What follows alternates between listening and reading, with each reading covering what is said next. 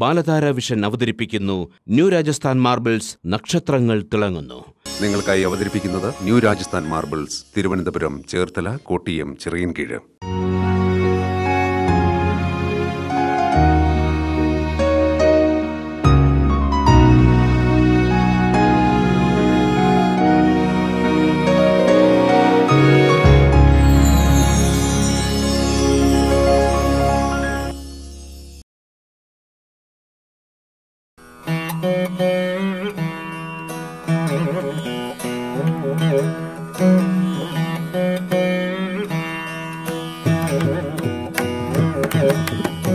ഇന്നത്തെ നമ്മുടെ നക്ഷത്രങ്ങൾ തിളങ്ങുന്നു എന്ന എപ്പിസോഡിൽ അതിഥിയായി എത്തുന്നത് നമ്മൾ ജീവിതത്തിൽ അത്രയേറെ ശ്രദ്ധിക്കാതെ പോവുകയും എന്നാൽ ഏറ്റവും അധികം ശ്രദ്ധ കൊടുക്കേണ്ടതുമായ വാസ്തുശാസ്ത്ര രംഗത്തെ കുലപതിയും പ്രശസ്തനുമായ ശ്രീ കെ മുരളീധരൻ നായരാണ്.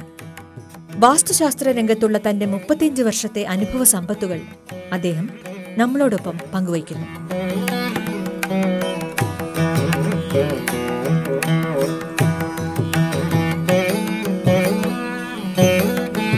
കടൽ പോലെ വിശാലമായി പരന്നുകിടക്കുന്ന ശാസ്ത്രസമ്പത്താണ് വാസ്തുശാസ്ത്രം.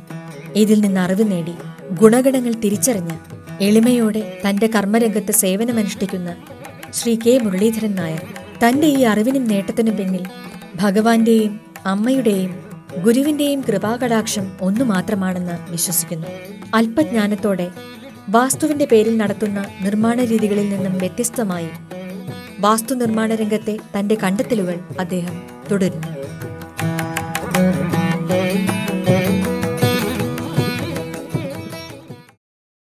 നമസ്കാരം സർ. നമസ്കാരം സർ, വാസ്തുശാസ്ത്ര രംഗത്ത് ഒട്ടേറെ മാർഗനിർദ്ദേശങ്ങൾ കണ്ടെത്തുകയും ഇപ്പോൾ പണി നടന്നുകൊണ്ടിരിക്കുന്ന ഒട്ടേറെ പ്രശസ്ത വ്യക്തികളുടെ വീട് രൂപകൽപ്പന ചെയ്യുകയും ചെയ്ത വ്യക്തിയാണ് സർ. അപ്പോൾ ഈ ഒരു അറിവ്, ഈ ഒരു വിജ്ഞാനം സാർ സ്വയം ആർജിച്ചെടുത്തതാണോ അതോ പാരമ്പര്യമായിട്ട് സാറിന് ലഭിച്ചതാണോ? പാരമ്പര്യമായിട്ടില്ല എന്ന് പറയാൻ പറ്റില്ല. എൻ്റെ അപ്പൂപ്പൻ കണ്ണുവൈദ്യൻ നീലകണ്ഠപിള്ള, അദ്ദേഹം വൈദ്യന് മാത്രമല്ല ജ്യോതിഷ രംഗത്തുമൊക്കെ പ്രഗത്ഭനായ ഒരാളായിരുന്നു, കൊട്ടാരമായിട്ട് ബന്ധപ്പെട്ട ഒരാളായിരുന്നു.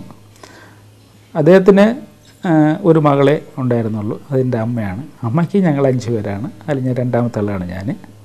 അപ്പോൾ എൻ്റെ കുട്ടിക്കാലത്ത് തന്നെ ശരിക്കും പറഞ്ഞാൽ ഞാൻ കളിക്കുന്നത് തന്നെ ഈ കടയ്ക്കാട് കമ്പ്, അത് നാട്ടുമ്പുറമാണ്, ഒടിച്ചെടുത്ത് 4 തൂണുകൾക്കോറും വെച്ച് ആ പുല്ലുകളൊക്കെ വെച്ച് ചെറിയ കൂര കെട്ടും, അതായത് ചെറിയ വീട് കെട്ടി അതിന് വാതിൽ, അതിന് ജന്നൽ ഒക്കെ വെച്ച് ഞാൻ കളിക്കുമായിരുന്നു.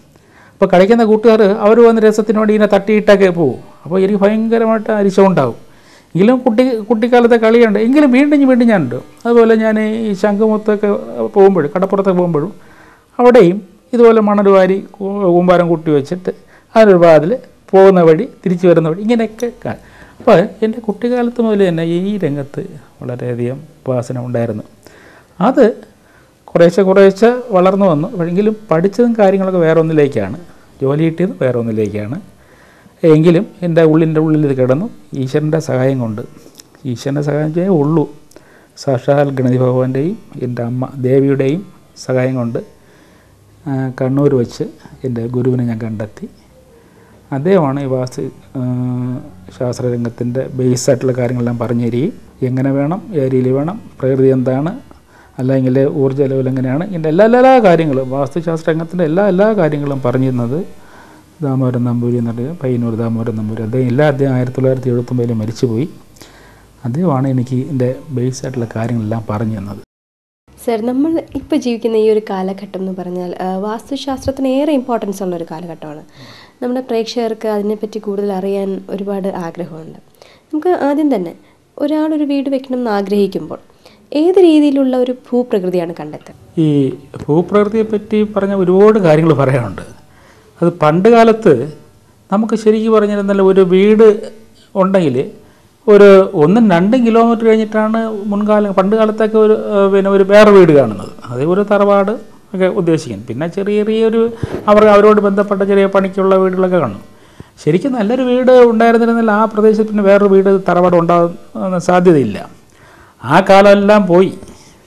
ഇന്നിപ്പോൾ ശരിക്കും പറഞ്ഞിരുന്നാൽ കാലെടുത്ത് അപ്പുറത്ത് വയ്ക്കാൻ നിവൃത്തിയില്ലാത്ത അവസ്ഥയിലാണ് ഇപ്പോൾ വീട്ടിലിരിക്കുന്നത്. സിറ്റിക്കകത്തൊക്കെ അറിയാമല്ലോ, ഒരു വീട് വെച്ചിട്ടുണ്ടെന്നാൽ ഇപ്പോൾ സ്പെഷ്യൽ സാങ്ഷൻ കൊടുക്കുമ്പോൾ മറ്റ് വീടിൻ്റെ മതിലിനോട് ചേർത്ത് തന്നെ വീട് പണിയാം ഒരു സൈഡ്, അവരുടെ സ്പെഷ്യൽ സാങ്ഷൻ ഉണ്ടെങ്കിൽ. അപ്പോൾ അങ്ങനെ വരുന്ന കാലമായതുകൊണ്ട് പണ്ട് കാലത്ത് ഒരു കണക്കും തന്നെ ഇപ്പോഴും എടുക്കാൻ സാധിക്കില്ല.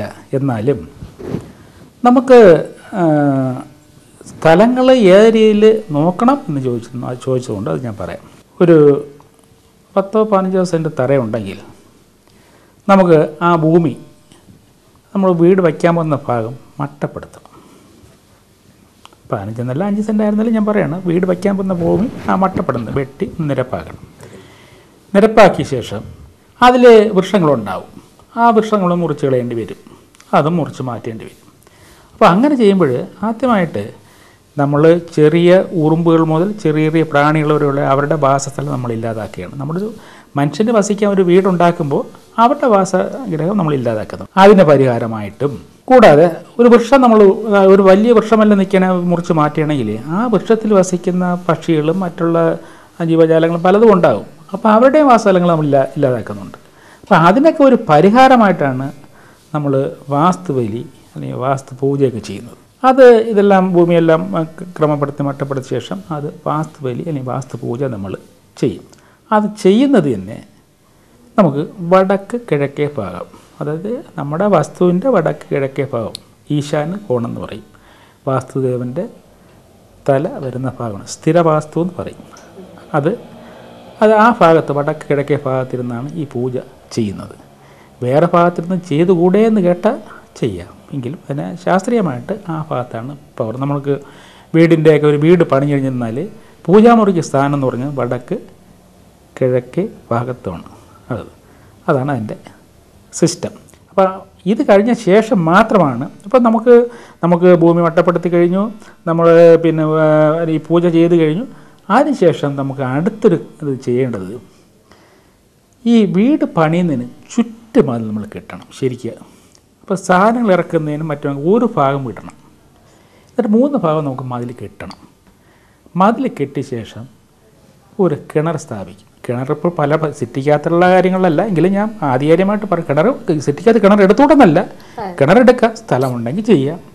എങ്കിലും അതിന് കിണറെടുക്കുന്ന ഈ 3 സൈഡും മതിൽ കെട്ടിയ ശേഷം 3 സൈഡ് എന്തിനാണെന്ന് വെച്ചാൽ ഒരു സൈഡ് നമുക്ക് സാധനങ്ങളൊക്കെ വല്ല വണ്ടിയിൽ ഇറക്കാൻ വേണ്ടി ഒരു സൈഡ് ഓപ്പൺ ചെയ്തിടാൻ പറഞ്ഞു.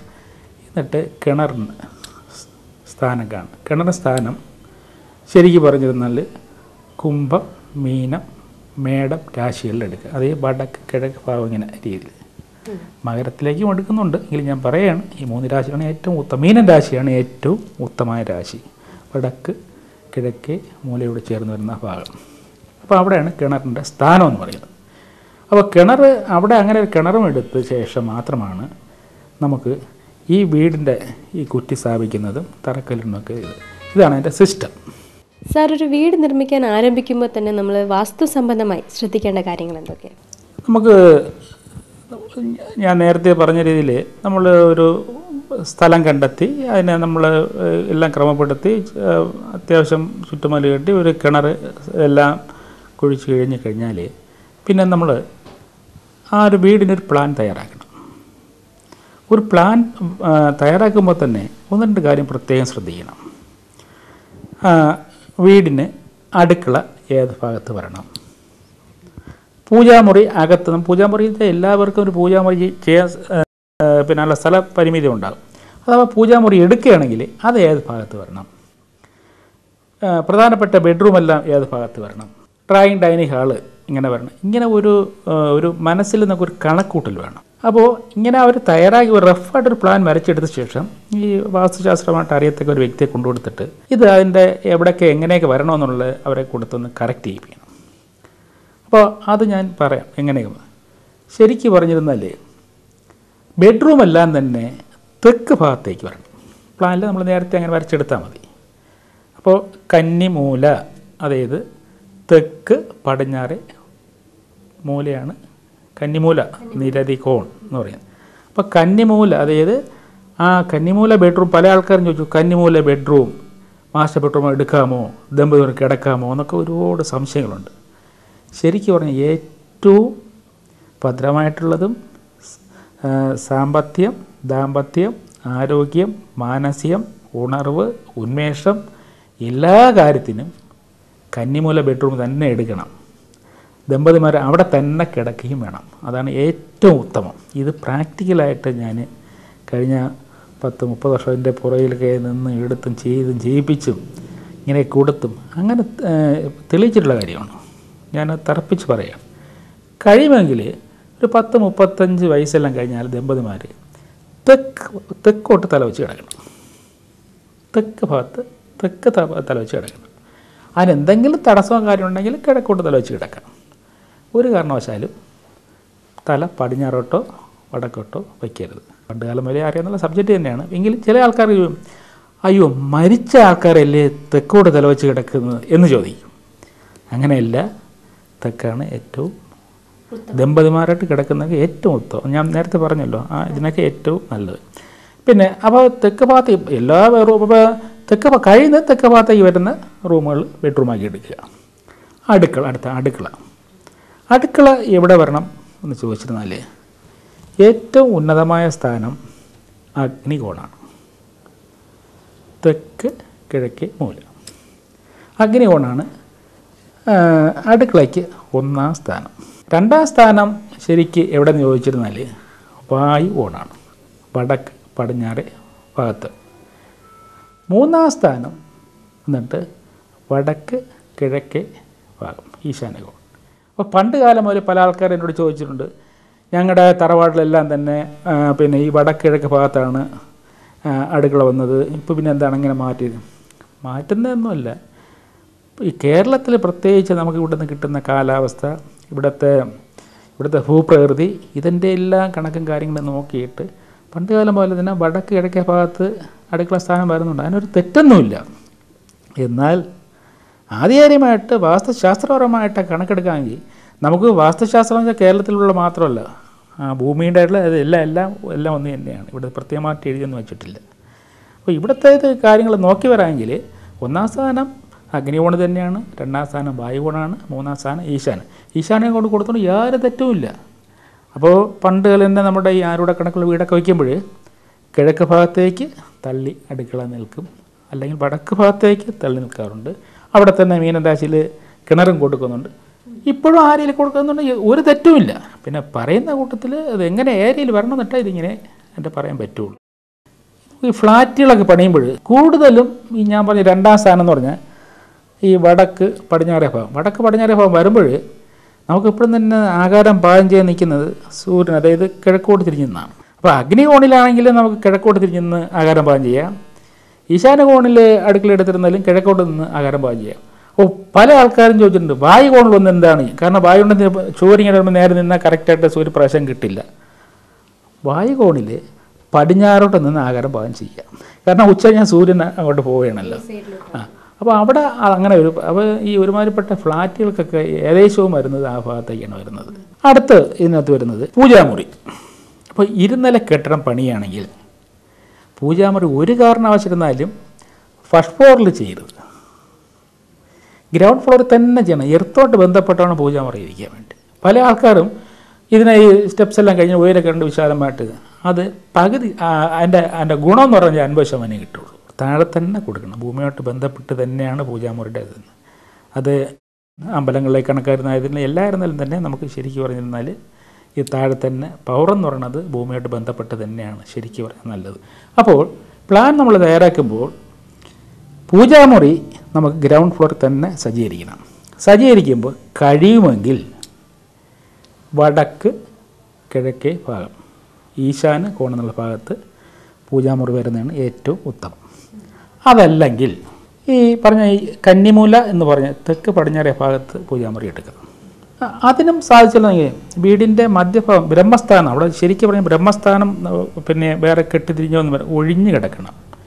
വാസ്തുദേവൻ്റെ നാഭി വരുന്ന ഭാഗം പൊക്കിൾക്കൊടി ഊർജം, അതായത് നമുക്ക് ശരിക്കും വീട് പണിഞ്ഞിരുന്നാൽ വീടിൻ്റെ നടു ഭാഗത്ത് അവിടെ നിന്ന് ശരിക്ക് ഭൗമോർജം, അതായത് നമുക്ക് ഭൂമിയിൽ നിന്ന് കിട്ടുന്ന ആ ഊർജ്ജ പ്രഭാവം, എനർജി, പോസിറ്റീവ് എനർജി അവിടെ നിന്ന് വമിക്കുന്നുണ്ട്.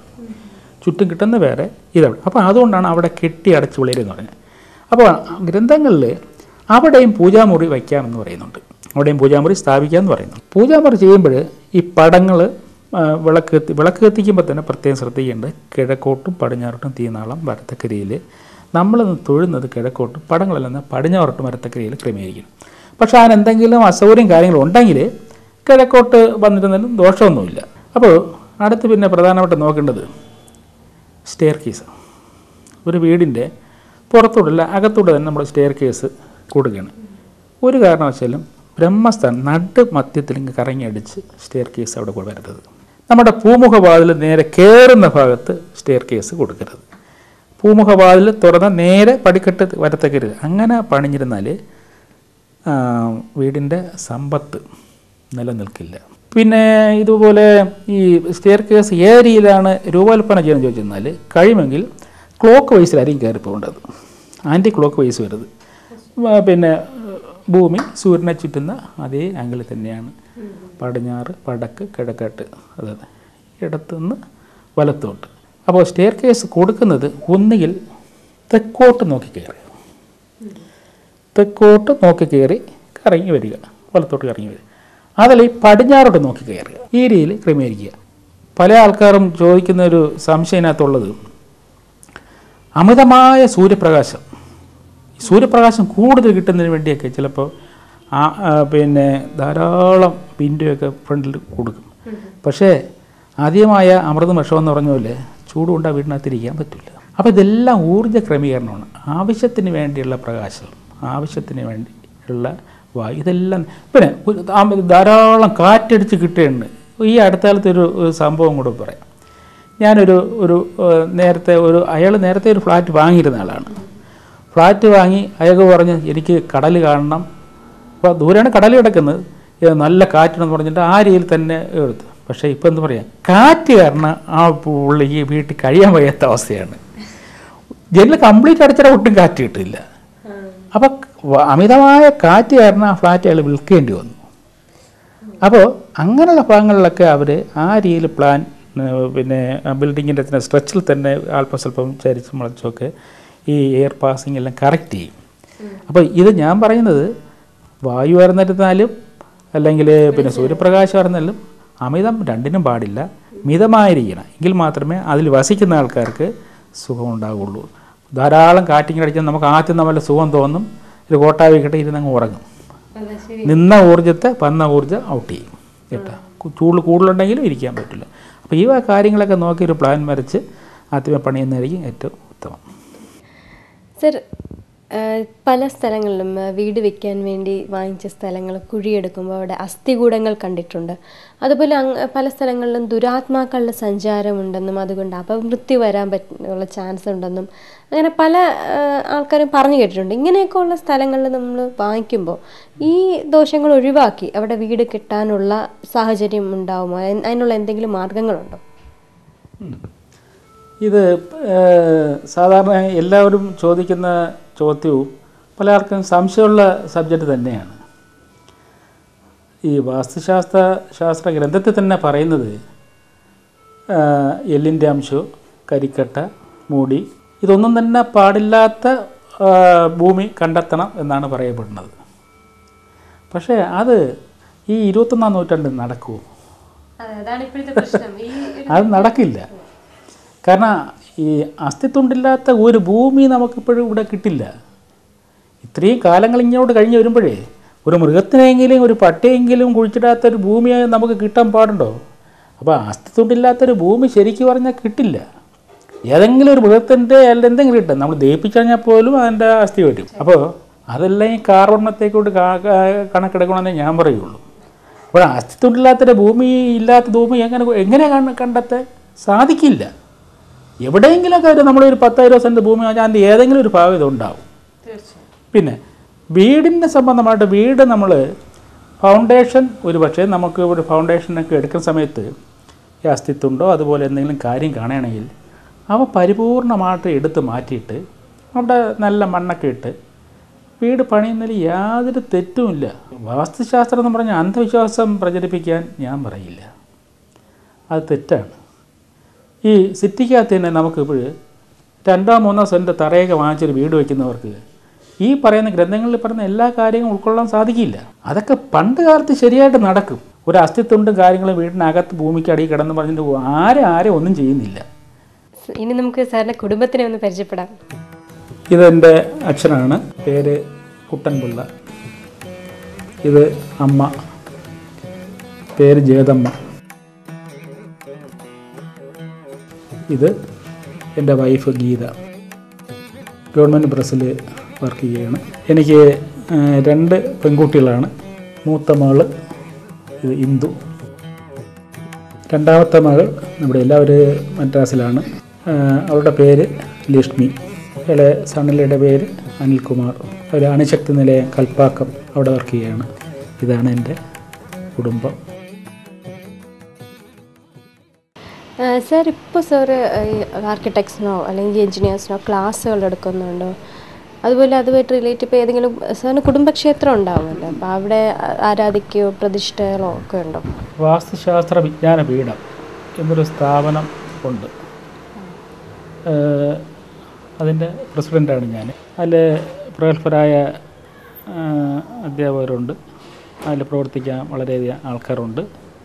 കേരളത്തിൽ അങ്ങോളം ഇങ്ങോളം ഇപ്പോൾ അതിൻ്റെ ശാഖകളുണ്ട്.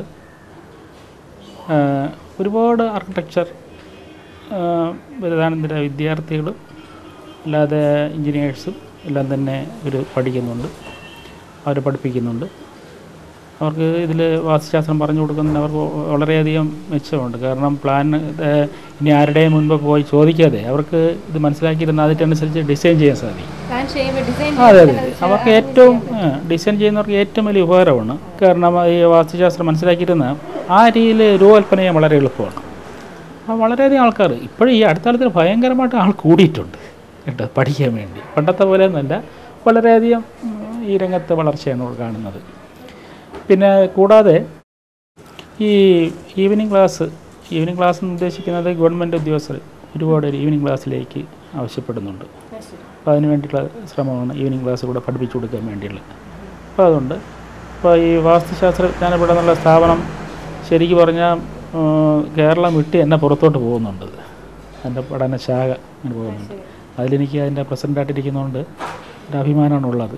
ഞാൻ മാത്രമല്ല, അതിലൊരുപാട് ഈ വാസ്തുശാസ്ത്രങ്ങൾ കൈകാര്യം ചെയ്തിട്ടുള്ള വളരെ വിദഗ്ധരായ ആൾക്കാർ അതിനകത്തുണ്ട്. അവരെല്ലാം കൂടെയാണ് പഠിപ്പിക്കുന്നത്. ഞാൻ എൻ്റെ പ്രസിഡൻ്റ് മാത്രമാണ്. ഞാനും എന്നെ കഴിയുന്ന എൻ്റെ അറിവുകളൊക്കെ ഞാനും പകർന്നു കൊടുക്കുന്നുണ്ട്. സാർ, തിരക്കേറിയ ഈ ജീവിതത്തിനിടയിലും ഞങ്ങളുടെ ദൂരദർശൻ പ്രേക്ഷകർക്ക് വേണ്ടി ഇത്രയും നേരം സാറും സാറിൻ്റെ കുടുംബാംഗങ്ങളും ഞങ്ങൾക്ക് വേണ്ടി ചിലവഴിച്ച സമയത്തിന് ഏറെ നന്ദി. ഇനിയും ഒരുപാട് ജനങ്ങൾ, പ്രേക്ഷകർക്കെന്നല്ല പൊതുജനങ്ങൾക്ക് എല്ലാവർക്കും സാറിൻ്റെ സേവനം ലഭ്യമാകട്ടെ. എല്ലാ കുടുംബങ്ങളും സന്തോഷമായിരിക്കട്ടെ പ്രാർത്ഥിക്കുന്നു. ദൂരദർശൻ ഈ രീതിയിലൊരു പ്രോഗ്രാം എന്നെയും എൻ്റെ കുടുംബത്തെയും പറ്റി എടുത്തതിൽ ഞാൻ അതീവ സന്തുഷ്ടനാണ്.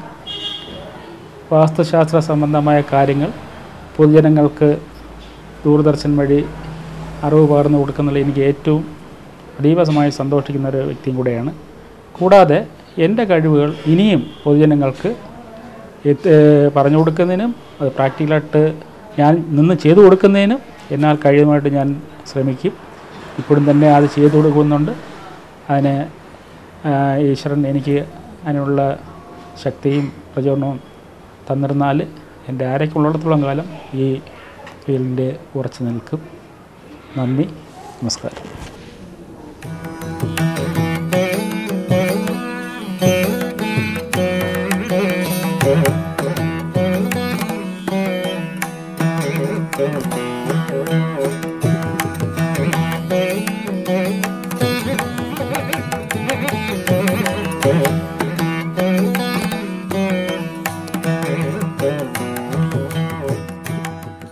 ന്യൂ രാജസ്ഥാൻ മാർബിൾസ്, നക്ഷത്രങ്ങൾ തിളങ്ങുന്നു. നിങ്ങൾക്കായി അവതരിപ്പിച്ചത് ന്യൂ രാജസ്ഥാൻ മാർബിൾസ്, തിരുവനന്തപുരം, ചേർത്തല, കൊട്ടിയം, ചിറയൻകീഴ്.